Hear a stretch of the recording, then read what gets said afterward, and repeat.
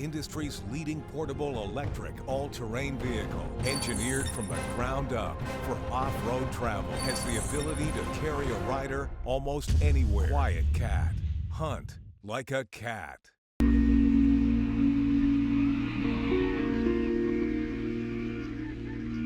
Hey everybody, welcome to another episode of Deer Talk Now. I'm Dan Schmidt. Thanks for joining us. Keep bringing us your questions because we're going to try to answer them whenever we can. And today's question came from a Facebook friend who wanted to know how to hunt an early season food plot with a ground blind. Can this be done? You bet it can be done. We're going to go to our resident expert, Brad Rux, who's going to show us how he puts in his food plots and how he hunts them in the early season with a ground blind.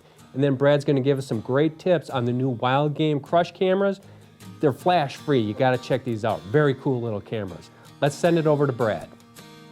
Hi, welcome to Deer Talk Now. I'm Brad Rux, and today we're standing in one of my food plots, and I want to talk about two of my favorite things, semi-permanent ground blinds and trail cameras. Specifically, I'm going to use this food plot and enhance it in a shape that's going to guarantee your success out of the ground blind. When we're talking semi-permanent blind, that blind's going to be here for the entire season. So it's imperative in your food source, like this plot here, that you have an early season attractant and a late season attractant. So for early season, I got clover.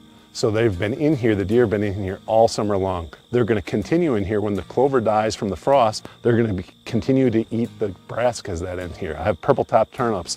I have rape. That is a great late season food source that's going to guarantee that deer are going to eat in here for the entire season.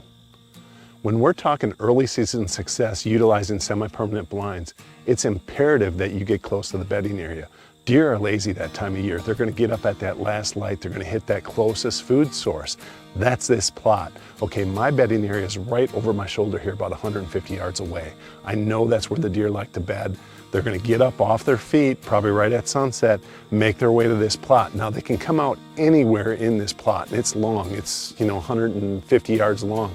What I do is I create a little barrier using these trees where a deer that enters on the other side cannot see down to the other end. And they say curiosity kills the cat. It also is going to give you an opportunity to shoot a buck, because that buck is curious if there's a doe or if there's another buck on that other side, and he's going to come through one of these corridors giving me a 15-yard shot if I want to take it.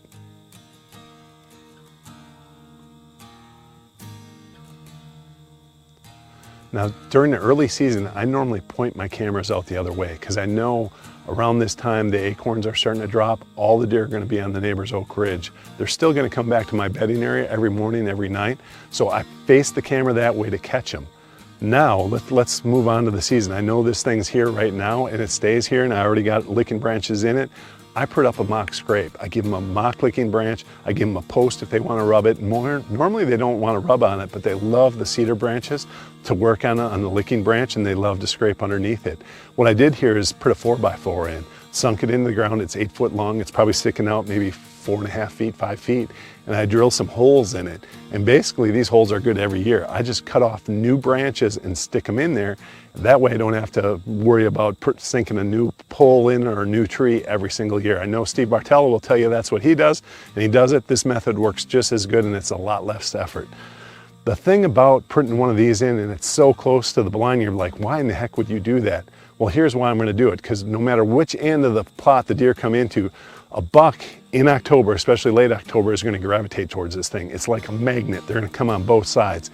I want them totally focused on this. That way, when we're in the ground blind and my son's behind and he's hunting, he's 11 years old and a 15-year-old, if they make a mistake and we do a little bang, yeah, the deer might look, but he's going to go right back to this because he's so focused on, making his scrape that he's going to come in here. He's going to walk in perpendicular, and we're going to have a perfect 10.5-yard shot. You cannot get better than that. Now this may seem like overkill. I'm going to put one trail camera facing this side of the food plot and another facing this side. Why? It's because the food plot's kind of split for me, and this way I can capture the action on both sides. These new Wild Games are great. This one is the Black Flash model, where if you're in an area where you're afraid the deer are going to see it, or if you're afraid a person's going to see it and steal it, the Black Flash totally, no, you won't be able to see it at night, no red illumination like the other LEDs. Now this thing has great battery life, the picture quality is good, it can even shoot video. So if you're looking for a great camera, check these things out. This is my big destination plot. It's about 7 acres in total. It's almost 400 yards long. It's impossible to catch every deer on the trail camera in an area like this. So if it's legal in your state, I recommend dumping out a bait pile, a pile of corn, a bag of analogics. Concentrate those deer right in front of your trail camera. It's a great way to get inventory of every one of those bucks utilizing this field.